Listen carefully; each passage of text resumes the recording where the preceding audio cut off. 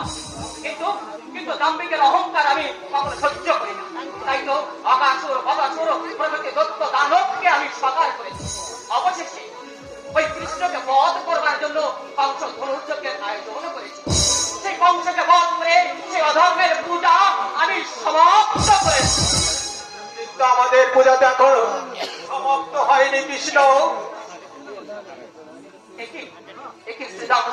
তুমি তার আগে আমার প্রশ্নের উত্তর দাও সখা।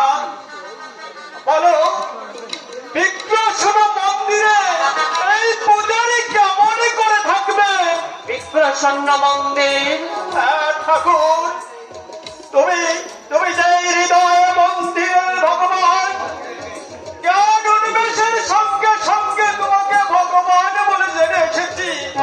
বলো সখা, কিসের আশায় কোন অপরাধে এই অধম পূজারীকে ত্যাগ করে এই মধুরা বৃন্দাবন পরিত্যাগ করে ভগবান শ্রীকৃষ্ণ দ্বারকায় চলে যাবে? ভগবান কখনো তার ভক্তকে পরিত্যাগ করে চলে যাবে না সখা, ভুলে যেও না। ভক্তের কাছে ভগবান চিরকাল বাধায় থাকে। তাহলে আমি যা শুনেছি তাকে মিথ্যে? কি শুনেছ শ্রীরাম সখা? যে কৃষ্ণকে ঘিরে আমি শৈশব কাটিয়েছি, যাকে অবলম্বন করে একসঙ্গে খেলাধুলা করে ব্রজের ফল জলে আমরা বর্ধিত হয়েছি, সেই ভগবান শ্রীকৃষ্ণ নাকি এই মথুরা বৃন্দাবন পরিত্যাগ করে দ্বারকায় চলে যাচ্ছে। হ্যাঁ, সত্য কথা। না না, আমি আমি তা কিছুতেই হতে দেব না, আমি তা কিছুতেই হতে দেব না।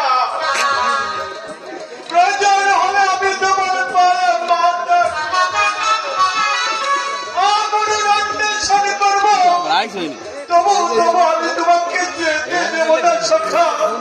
কৃষ্ণের অভিপ্রায় তোমার অজানা নয় সখা। তাই বলছি, এ কথা অকথ্য তোমার মুখে শোভা পায় না। ধর্মের অবমাননা সারা দিতে আমাকে যে যেতেই হবে। ওই পাপে পাপে জর্জরিত দ্বারাবতী আমাকে দোহাত বাড়িয়ে রাখছে। তারা ওকে তোমাকে ডাকছে, আরে মথুরা বৃন্দাবন তোমাকে ডাকছে না। যে ব্রজের মাটিতে তুমি মানুষ হয়েছ, যে গোকুলের ধুলি করে গায়ে মেঘে তোমার অন্তরের অন্তরস্থল থেকে যে মাটির ফল জলে তুমি বড় হয়েছ, সেই ব্রজের মায়া ত্যাগ করে তুমি কেবল তুই দ্বারকায় চলে যাবে। সখা, যেতে যেতে যে আমাকে হবে সখা। জানি মায়া আমাকে পায়ে পায়ে জড়িয়ে ধরবে, মমতা হয়তো দু হাত বাড়িয়ে আমার কণ্ঠরোধ করবে। তবু তবু মথুরা বৃন্দাবন ত্যাগ করে আমাকে যে যেতে হবে দ্বারকায়। জানি আমার আমার এই মন্দিরে হৃদয়ের মন্দিরের দেবতা আর আর বুঝে কি লাভ সখা? যে দেবতা ভক্তের অন্তরের কথা বোঝে না, সেই দেবতার মনের কথা বুঝে আমাদের কি লাভ বলো? রাম সখা, তুমি তুমি তো অবুঝ নও ভাই। তবে যাত্রাকালে এভাবে চোখের জল ফেললে আমার আমার যে অমঙ্গল হবে সখা। সখা, তোমার হৃদয়টা আমার হৃদয় ভক্তের ভক্তির চিরে ভগবান কি কখনো পালিয়ে যেতে পারে, নাকি তাকে ফেলে যেতে পারে? ভগবান যদি চির শাশ্বত, ভক্তাদি যদি সত্যি ভক্তি ভক্তের ভক্তি করে বাধা, তাহলে তাহলে তুমি তার নিশ্চয়ই প্রমাণ দেবে। সখা, আমার এই হৃদয়ে মন্দিরে তুমি তো আমার ভগবান, তুমি আধারের আলো, জ্ঞানের প্রদীপ। তোমার মধ্যে আমি নিজেকে হারিয়ে ফেলেছি, তোমার ওই অংশীদারি বুদ্ধিতে আমি নিজেকে ভাসিয়ে দিয়েছি। সখা, তুমি তুমি আমাকে আমাকে ভুলে যেও না কৃষ্ণ, আমাকে তুমি ভুলে যেও না। আমি আমি যেন তোমার ওই রাগা চরণ দুটি আবার পুজো করার সুযোগ পাই, সুযোগ পাই।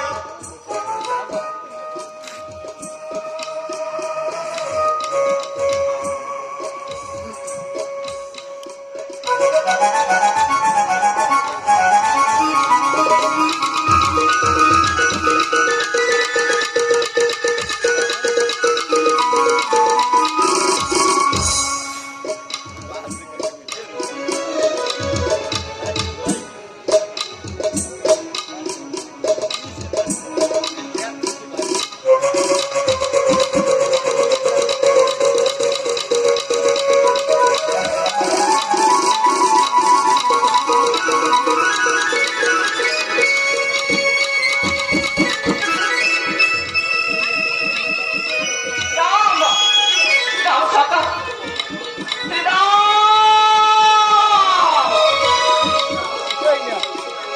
আমি আমি জানি শ্রীরাম, আমি আমি ভালো করেই জানি তোমরা আমার জন্য পূজার অর্ঘ সাজিয়ে রেখেছো।